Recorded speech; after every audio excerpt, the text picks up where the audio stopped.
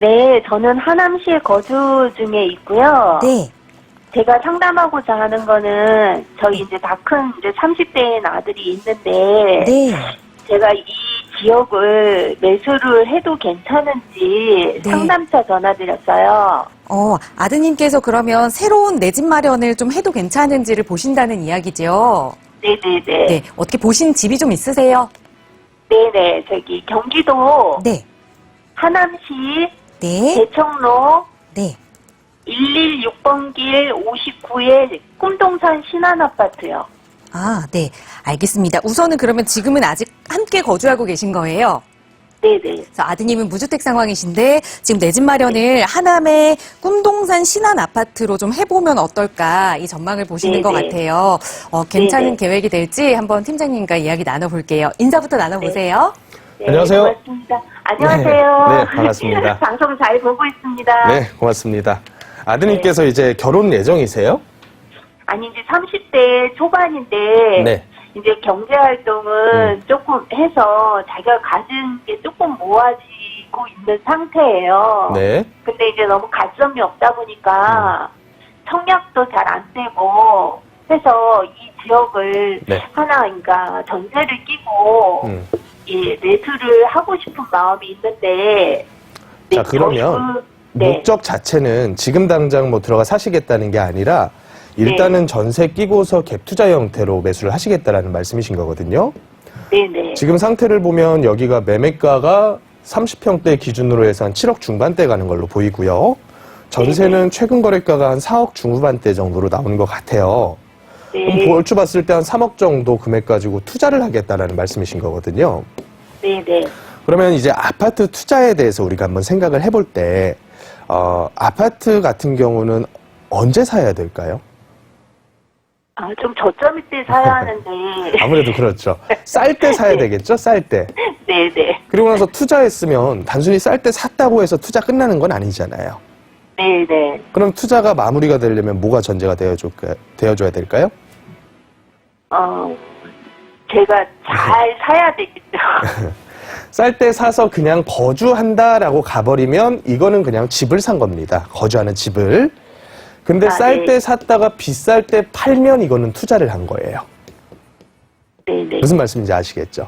네. 그러면 우리가 이 전제 조건 중에서 첫 번째, 지금은 그러면 쌀 때인가 비쌀 때인가 요거를 먼저 판단을 해보시자고요. 시청자님 보시기엔 어떠세요? 아, 이게 이제 지금이 이제 제가 보기에는 고점인 것 같아서 갈등이 굉장히 많이 들어가고요. 네. 우선 이제 저희는 그냥 장기로 보유를 하면서 네. 네, 이게 혹시 이제 27년이나 된 아파트다 보니까 네. 리모델링이나 아니면 재건축 가능도 혹시 있나? 사실 그 말씀하신 모든 이유가 뭐냐면 저는 딱 네. 하나로 봐요. 불안감 때문이거든요. 네네. 시청자님 뿐만이 아니라 누가 요새 가장 불안해 하시냐면 시청자님 자녀분 세대들이 지금 다 불안하고 우울해하고 있어요. 네. 근데 저는 그것을 어떻게 극복하라고 말씀을 드리냐면 어차피 이 시장은 돌고 돈다라고 항상 말씀을 드립니다. 여태껏 그래왔듯이 앞으로도 그렇게 돌고 돌 거라고 저는 믿어요. 만약에 지금 상황에서 가격대가 7억이 아니라 2배가 더 올라서 뭐 13억, 14억이 돼버렸다. 그러면 강남 중심부 아파트 값들은 50억 이상 넘어갔다는 얘기거든요. 그런 식으로 가버리면 이 물건들을 거래해서 살 수 있는 사람들은 정말 손에 꼽을 정도로 적어질 거예요. 기존에 쥐고 있었던 50대, 60대 분들이야 본인 집 판 돈 가지고 매수는 할 수가 있는데 그분들도 그렇게 가버리면 세금 내고 하면 오히려 안 움직이는 게 이득이 돼버리거든요. 그래서 지금 상황은 어떠냐면 매도하는 사람도 그렇게 급하지는 않아요. 팔고는 싶은데 세금 안 내고 팔고 싶단 말이에요. 그러다 보니까 매물이 안 나와 잘. 근데 매수하시려는 분들도 불안은 해요. 불안은 한데 시청자님 생각처럼 고점인 것 같아. 꼭대기는 아니어도 지금 사면 내가 이거보다 더 비싼 값에 빠른 시일 내에 못 팔 것 같아. 이런 식으로 생각을 해버린단 말이죠. 그래서 결론적으로 지금은 거래가 거의 없어진 그런 상태다라고 보시면 되는데 저는 이런 상태가 조금씩 지속되면 될수록 살려는 매수인, 불안감 가지고 있는 매수인이 급해질 환경보다는 네. 매도인들이 급해질 확률이 더 높다라고 봐요. 그러니까 결론적으로는 언제나 그랬듯이 고점 되면 거래가 없어지면서 매도인들 급해지고 호가 빠지면서 약간씩 조금씩 낮은 가격에 거래가 되고 이게 반복되다 보면 장기간 동안 가격이 하방으로 갈 확률이 높아진다는 거죠. 그래서 결론, 쌀 때 사야 되는데 제가 봤을 때는 이거 사지 말란 얘기가 아니라 좀 기다리면 더 쌀 때 살 수 있을 것 같거든요. 제가 드리는 말씀은 그거예요. 그러니까 시점적으로 먼저 제가 말씀을 드린 건데 시점으로 보면 남들이 다 가격을 올려놓은 상황에서 너무 늦게 접근하는 감이 굉장히 많다라고 저는 봐요. 그리고 두 번째, 지역적인 부분과 물건에 대한 부분 질문을 하셨잖아요. 네. 여기가 어떤 지역이냐면 바로 옆에 교산 신도시가 들어가는 지역이죠. 네네. 그렇다 보니까 교산 신도시가 입주하게 됐을 때 하남 일대의 영향은 어떨까? 두 가지로 우리가 볼 수가 있어요. 네네. 첫 번째로 신도시 입주가 한 지역에 밀집된다는 얘기는 이 일대가 인구수가 확 늘어나 버린다는 얘기거든요. 네. 인구가 늘어나게 되면 뭐가 좋아지냐면 주변 생활 여건이라던가 교통이라던가 인프라 같은 거를 훨씬 더 확충을 해줘야 돼요.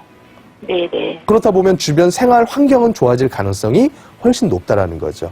이미 네. 지금만 하더라도 3호선 연장 같은 이슈가 다 이 안에 들어가 있잖아요. 네네. 그런 이슈가 하나 있는 거고 반대로 안 좋아진 점은 뭐냐면 여기가 공공 분양 혹은 공공 임대로서 다 진행이 된단 말이죠. 네. 그러면 이런 물건들의 특징은 뭐냐면 싸다. 네. 싸게 분양을 해버리니까 옆에 있는 일반적인 아파트 가격 수준에서 물건을 잘 안 사려고 해요. 왜냐하면 여기 몇만 세대가 들어갈 건데 조금 기다렸다가 여기다 청약을 넣으면 되지 이런 생각을 해버린단 말이에요. 그래서 일순간 분양과 입주 때 충격은 좀 받을 수가 있다라고 저는 봐요. 그리고 개별 물건에 대해서 보자면 지금 현재 용적률이 215%로 나오거든요. 네. 215%라는 용적률은 재건축으로서는 강남 한복판에서도 지금은 잘 진행하기 어려운 용적률이에요. 음마 아파트가 204%거든요. 네. 근데 아직도 추진 단계입니다. 그러면 215%로 하남에서 7억대 가격으로 리모델링은 할 수 있을까? 할 수는 있겠지만 세상에 공짜는 없다라는 거죠. 거기서 발생할 비용들은 여기 살고 계신 조합원들께서 내셔야 될 금액이 될 텐데 그 금액을 누군가는 감당하겠지만 누군가는 이 돈 낼 바에는 차라리 미사로 이거 보태서 이사 가지 이렇게 생각하시는 분도 계실 거란 말이에요. 그래서 할지 안 할지는 나중에 조합원들께서 추진체 만들면 그때 판단할 문제인데 지금으로서는 굉장히 조금 사업성은 안 좋아 보인다. 이렇게 정리하면 될 것 같아요. 그러면 이거는 이제 네. 조금 더 기다렸다가 급하게 마음을 안 먹고 네.